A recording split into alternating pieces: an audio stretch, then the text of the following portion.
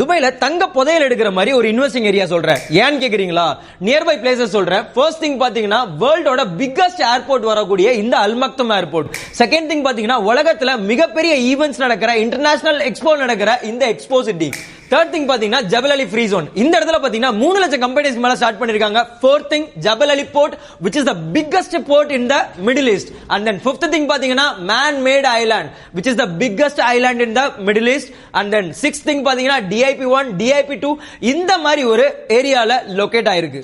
நான் சொல்லிட்டு இருந்த கோல்டு மைன் பாத்தீங்கன்னா இந்த இடம் தான். ஏன்னு கேக்குறீங்களா? எம்ஆரோட கிராண்ட் போலோ அப்படின்ற ஒரு ப்ராஜெக்ட் இந்த இடத்துல வருது which starts from the 5 million. எம்ஆரோட oasis அப்படின்ற ப்ராஜெக்ட் இந்த சைடுல வருது which starts from the 10 million. And then MR ஓட பிரீமியம் ப்ராஜெக்ட் இந்த இடத்துல வருது.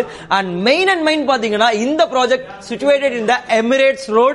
And then Etihad Railway வர போறது இந்த ஏரியால. So it is the best location, the golden chance to invest.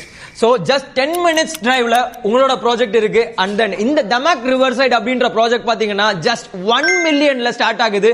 If you want to invest in this, just contact me ASAP.